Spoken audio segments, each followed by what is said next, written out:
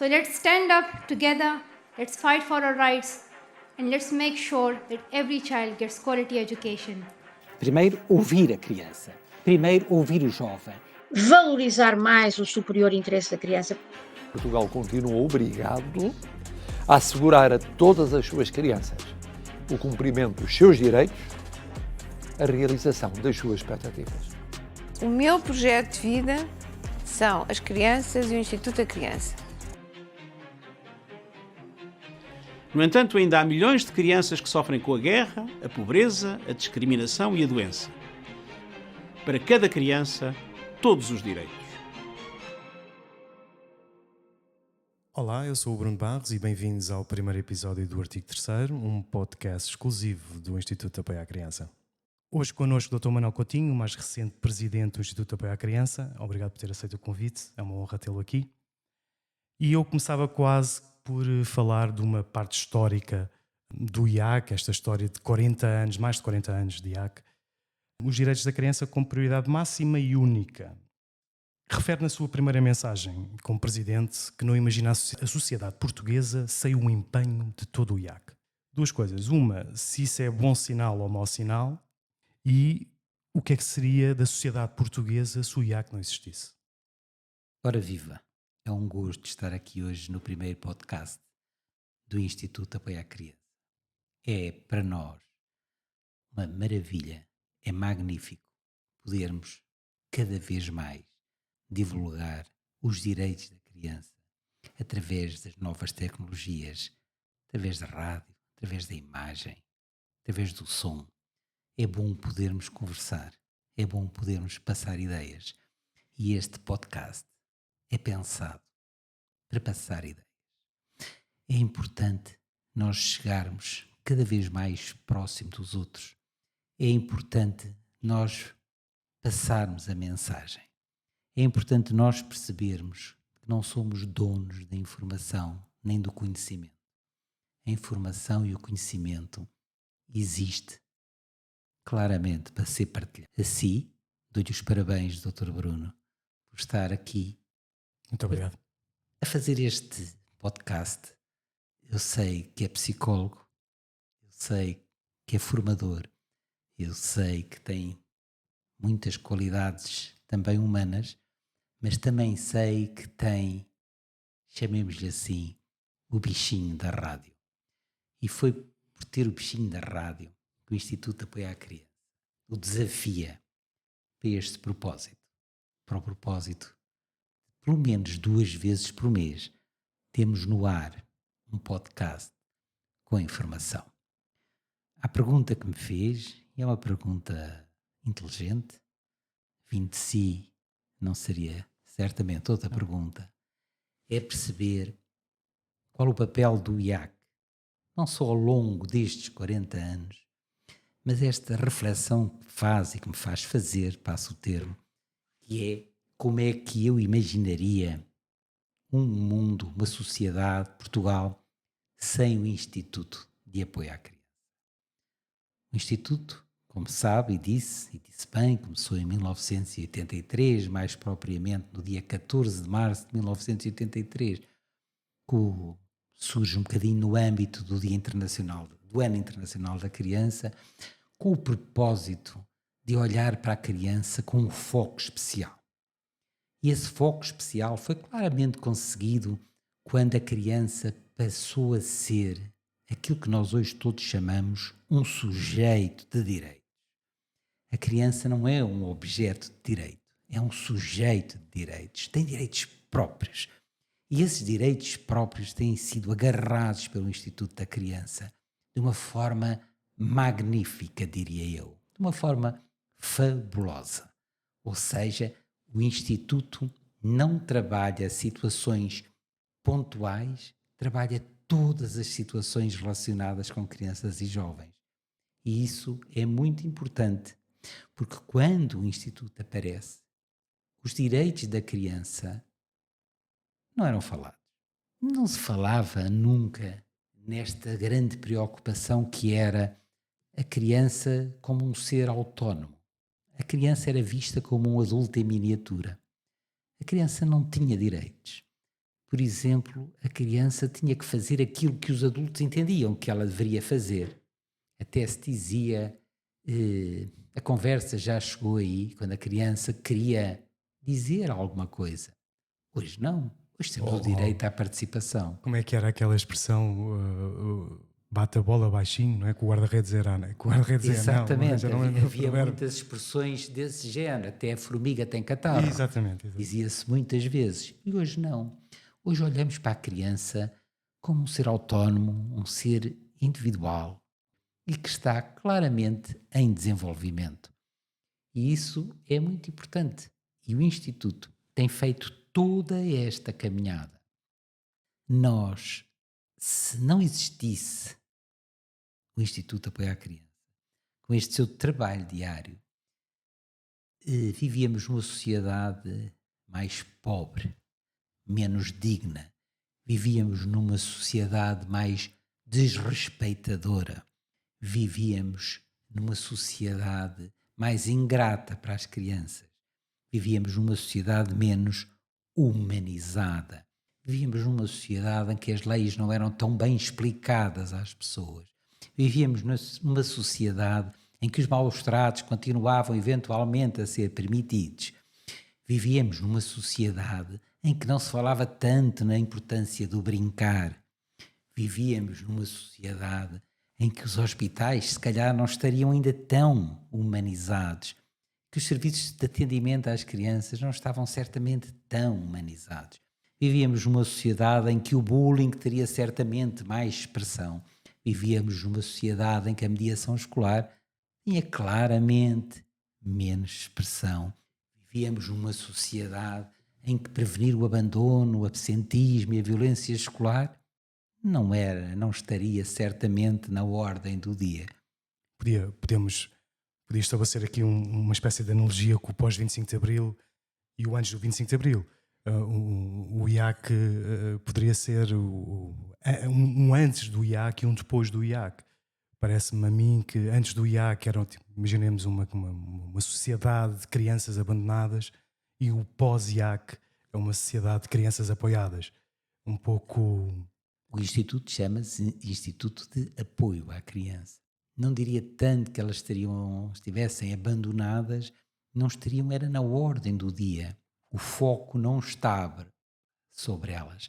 E o IAC, enquanto organização da sociedade civil, em parceria com o Estado e em parceria com outras organizações nacionais e internacionais, trouxe o respeito por aquilo que é uma criança para as primeiras páginas. A voz. Trouxe a voz, deu voz às crianças. E este trabalho é um trabalho muito importante. Quando me diz como é que seria a sociedade sem o IAC, e eu lhe disse há pouco, certamente uma sociedade mais pobre, certamente uma sociedade mais ou menos evoluída. Porque o trabalho do IAC, que se pauta claramente por ser um trabalho no âmbito da prevenção, tem sido fazedor da opinião. O IAC trabalha claramente ao nível da educação. Educar é repetir, é ensinar, porque o IAC não surge, nem tem como grande intenção a punição.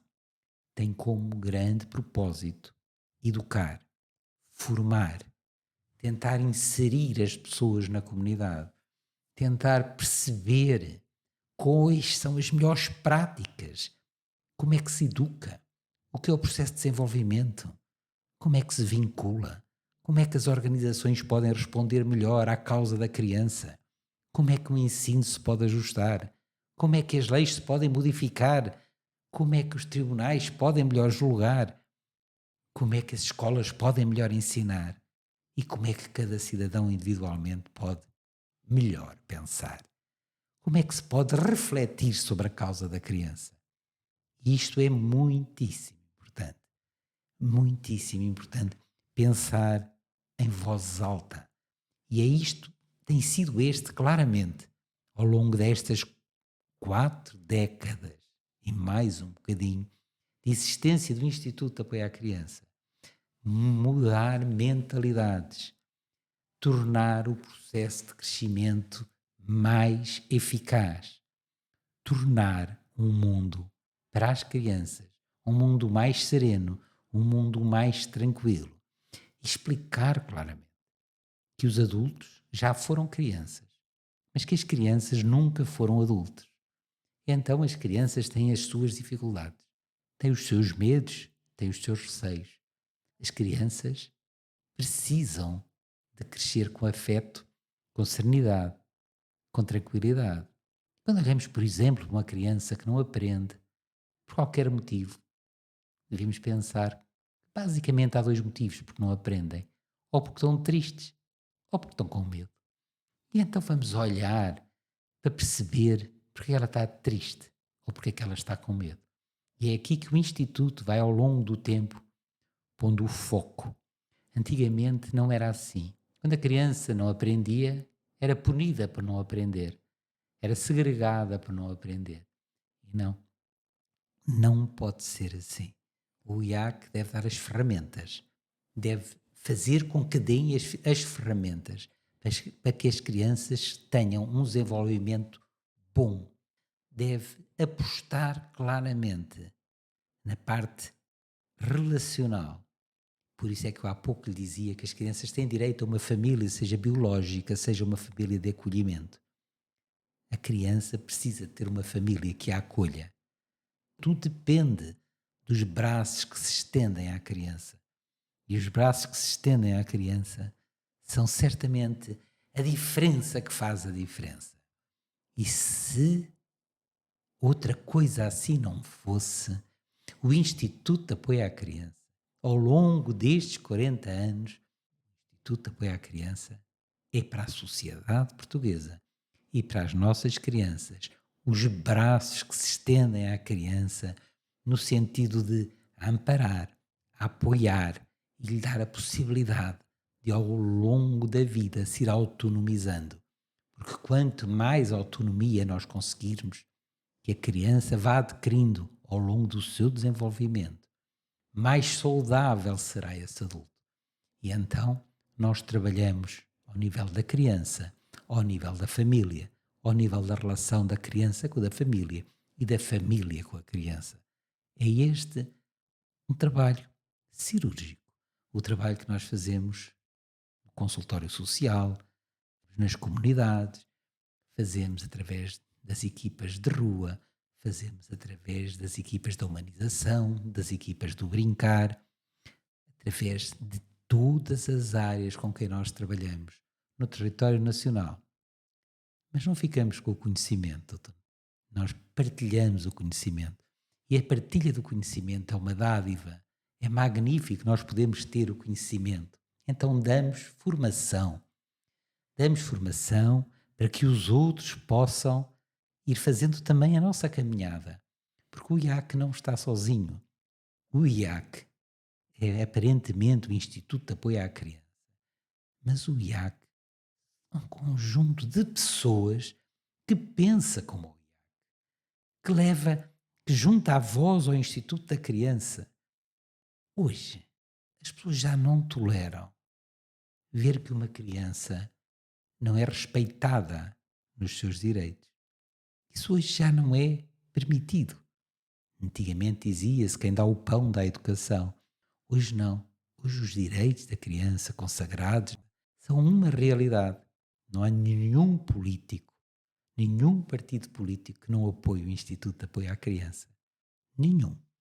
E isto é porque temos feito, ao longo deste tempo, uma caminhada. E temos feito uma caminhada com os portugueses. Porque hoje os portugueses perceberam que é magnífico ter um instituto que de uma forma tão bonita e com tanta nobreza, Defende. com tanta qualidade, promove e defende todos os direitos das crianças e das suas famílias. Vida longa para o Instituto também à Criança, é o que me apraz dizer. E voltando um pouco atrás, falava há pouco dos braços que se estendem. O Papa Francisco, por acaso, numa das suas homilias, dizia que o único momento que é lícito olhar uma pessoa de cima para baixo é quando queremos ajudá-la a levantar-se. Mas às vezes parece-me a mim, se eu optar por estas premissas, se eu me direcionar para estas premissas, o governo muitas vezes não estende assim tanto o braço, deixando o ónus da responsabilidade para as 20, 30, 50, 100 IPSS do país. Governos são sempre muito ocupados, têm muita coisa para fazer e, por vezes, esquecem-se que as organizações da sociedade civil, as organizações do terceiro setor, são essenciais para que as organizações do primeiro setor, ou seja, o Estado, possam responder em conformidade. Há aqui uma espécie de uma batota, porque as organizações do terceiro setor são autónomas, são organizações da sociedade civil. E esta dependência do terceiro setor, das organizações do primeiro setor, complexifica um pouco a vida das organizações da sociedade civil. Mas quanto mais forte forem as organizações da sociedade civil, quanto mais nós reivindicarmos os direitos, não os direitos das organizações da sociedade civil, mas os direitos das pessoas que beneficiam do trabalho diário e abnegado das organizações da sociedade civil, mais forte é o país. Porque quanto mais forte for uma organização da sociedade civil, quanto mais o Estado delegar em organizações da sociedade civil, mais os direitos humanos estão garantidos. Mas não há uma espécie de escusa do... Não têm como. Porque a dignidade humana, a justiça social, todo este trabalho que é feito em prol de quem precisa efetivamente de um apoio, quem precisa efetivamente de trabalhar estas situações, é magnífico. Portanto, nós não podemos, em momento algum, pôr de lado nem o Estado, nem as organizações da sociedade civil. Admito que às vezes o Estado, os governos, estejam um pouco distraídos. Eu queria pegar um pouco nessa premissa que me disse, e referindo aqui no primeiro texto que escreveu para o boletim do IAC, intitulado Delinquência, culpar não chega. Estamos em 93. E refere, e passo a citar, podemos dizer que a sociedade tanto é punitiva como geradora de delinquência. A transformação da sociedade é a transformação do homem social. No fim de tudo, todos os homens deviam ser absolvidos, pois todos são culpados. Mas 32 anos depois, assina a sua primeira mensagem como presidente do Instituto Apoio à Criança, dizendo: no IAC não fomos nem somos espectadores da história, pelo contrário, somos arquitetos do futuro. A nossa missão constrói-se diariamente. E eu gosto bastante desta palavra de arquitetura porque me parece a mim que o IAC tem 5, 10, 15, 20, 30 projetos a correr ao mesmo tempo, imensas valências, parece que vive nesta arquitetura de um ecossistema próprio para ter esta arquitetura melhor, de um futuro melhor. Concorda? É porque há um hiato de tempo entre os 30 anos da primeira mensagem, do primeiro texto que escreveu, e depois 32 anos como presidente, agora como presidente do Instituto à Criança, fala na arquitetura de um futuro melhor. Há muito tempo que eu digo, Dr. Bruno, não há caminho. O caminho faz-se caminhando. E quando eu digo não há caminho, não, o caminho faz-se caminhando, estou-lhe a dizer que quando escrevi esse texto sobre a delinquência juvenil, em que eu dizia que culpar não chega, tinha por premissa a ideia, que é uma ideia hoje que ainda mantenho, é que nos preocupamos muito com os crimes e pouco com as causas. Ora, sem causas não há crimes.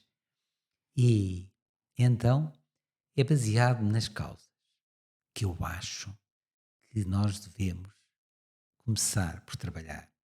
É o perceber o que é que está na origem das causas. Porquê? Porque se percebermos as causas, podemos perceber algo que é muito importante, que já dizia o Kant. Ele dizia muitas vezes, julgar é não compreender. Puder compreender, já não posso julgar. E então é a compreensão do fenómeno que me tem vindo a preocupar mais ao longo deste tempo. E esta tem sido efetivamente a caminhada. Tenho emprestado o pouco do meu saber. Tenho partilhado com o IAC o meu incompleto saber, mas aquilo que eu posso partilhar no sentido de arquitetarmos o mundo de uma forma mais humanizada, que todos contamos, independentemente da idade, do género, da etnia, do país de origem. Acho que nós todos contamos. E é esta perspectiva que todos fazemos parte, como dizia aí bem, de um ecossistema de suporte que tem feito, na minha maneira de ver o mundo, a diferença. Realmente, quando escrevi esse texto, era técnico do SOS Criança, fui fazendo a minha caminhada, porque eu acredito que as caminhadas se fazem melhor, Sim. melhor, quando temos por trás um sonho, quando nos permitem sonhar. E sonhar é acreditar num mundo melhor, num mundo em que as pessoas são melhores e que se conseguem ajudar umas às outras. E de sonho atrás de sonho vamos fazendo o nosso percurso. E de sonho atrás de sonho vamos realizando as nossas tarefas. E sinto orgulho em todas as equipas com quem tenho trabalhado no Instituto de Apoio à Criança, independentemente do lugar que ocupo, que não é tão importante como as pessoas com quem eu tenho vindo a trabalhar. O IAC é um grupo muito coeso de pessoas magníficas que dão diariamente o seu melhor para que o mundo tenha uma arquitetura mais apetecível. E é esta a ideia que eu tenho para o Instituto da Criança. É tornar o mundo das crianças um mundo mais bonito, mais colorido e com menos arestas. E tornar a vida das famílias um pouco melhor naquilo que a mim me diz respeito. E enquanto presidente do IAC, uma das primeiras medidas que tomei foi a conciliação da vida familiar com a vida profissional. Olhar para as pessoas, elas precisam de ser olhadas e adaptar os seus horários à sua condição familiar. Eu acho que isto é extremamente importante. Por isso eu acredito mesmo, que o Instituto de Apoio à Criança, além de tudo o que faz em prol da comunidade, faz muito também em prol dos seus colaboradores, porque dos seus colaboradores, dos seus funcionários, dos seus trabalhadores, recebe tudo o que consegue restituir à comunidade. E quero acreditar que a nível nacional o Instituto de Apoio à Criança um dia vai receber o prémio como sendo a instituição que melhor cuida das pessoas que nela E trabalham. ainda há bocado falava das boas práticas. É isso que existe dentro do Instituto. Voltando um bocadinho atrás, quando falou quando estava há 30 anos no SOS Criança, eu pergunto como é que foi receber aquele telefonema da doutora Aurora Fonseca, como é que se sentiu quando foi convidado. Eu sei que o doutor Manuel Coutinho trabalhava também no Instituto Prisional, e depois recebeu o telefonema, foi apanhado de surpresa, agarrou o projeto até hoje. A doutora Aurora Fonseca foi a pessoa que sonhou o SOS Criança. Mas efetivamente nunca trabalhou no SOS Criança. O que a doutora Aurora Fonseca fez foi, pensou, e se criássemos em Portugal um serviço telefónico anónimo e confidencial que pudesse dar voz às crianças e ajudá-las a responder, a resolver os seus problemas. Foi com muita apreensão que recebi, porque curiosamente fui trabalhar para um serviço de apoio telefónico a nível nacional, que hoje já salvou e ajudou mais do que 4 ou 5 estádios de futebol cheios de crianças, mas acredite, por estranho que possa parecer, recebi centenas e centenas e centenas de apoios e de chamadas, mas não gosto de nada de falar ao telefone. Portanto, nunca me relacionei bem com os telefones e ainda hoje sou penalizado por isso. Aqui também, falando das boas práticas, eu também, eu voltava um bocadinho atrás, nós temos recentemente um protocolo com a Giotto sobre, na verdade, são duas instituições que se uniram para combater o bullying. Eu pergunto se isto é aquilo que eu chamo de uma responsabilidade social empresarial bastante ativa e bastante dinâmica. Eu acho que há pouca a sociedade civil, as instituições, bancos, não têm tanta responsabilidade social como deveriam ter. A questão é interessante porque quando falamos da responsabilidade social das organizações, as organizações do segundo setor, as empresas visam muito o lucro, mas quando olham para o lucro, veem euros, veem dólares, veem moedas, veem dinheiro. O lucro pode ser diferido, ou seja, nós também temos lucro se partilharmos aquilo que temos e tivermos a sorte de ter alguém a quem dar. Portanto, nós temos lucro se tivermos uma sociedade melhor.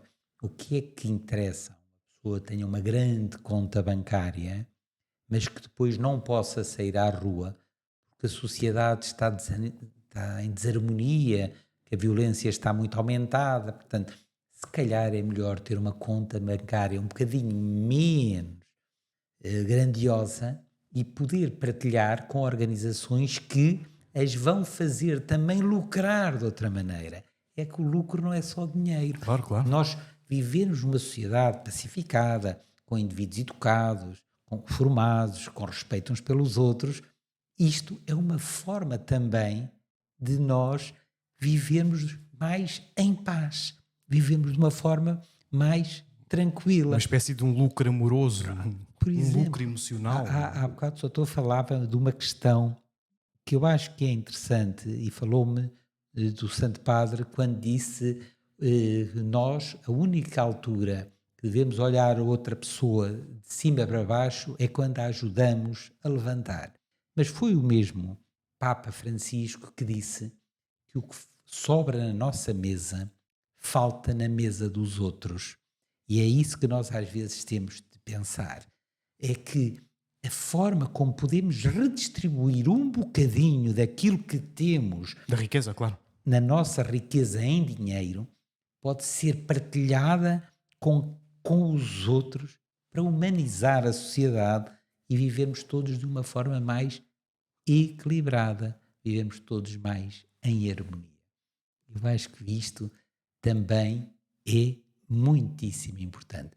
E as organizações, as empresas, deviam começar a canalizar um pouco mais dos seus lucros pelas organizações da sociedade civil. Atrevo-me até a dizer de forma obrigatória. Eventualmente, da sociedade civil, porque iam ver que iriam ter um retorno muito maior, porque ao investir no outro, estamos a investir em nós, porque nós somos o outro do outro. Verdade. E por isso é nesta dinâmica que nós devemos olhar para o mundo e para a sociedade em que vivemos. E é neste sentido que eu tenho que lhe dizer que ao longo destes 40 e tal anos, o IAC, Instituto de Apoio à Criança, Instituto Superior de Interesse Social, tem provas dadas. Provas dadas e somos capazes de apoiar todas as crianças que de nós necessitarem, mas basicamente de prevenir muitas situações de risco, de perigo ou de vulnerabilidade que podiam vir a existir caso o Instituto de Apoio à Criança não tivesse um sistema de alerta de situações de risco, de perigo, de vulnerabilidade tão afinado. Para terminar, 3 adjetivos que definam o Instituto de Apoio à Criança. Qualidade, rigor e isenção. Dr. Coutinho, muito obrigado pela sua presença. Foi Muito uma obrigado. honra. Uma honra é E até minha. uma próxima. Muito obrigado.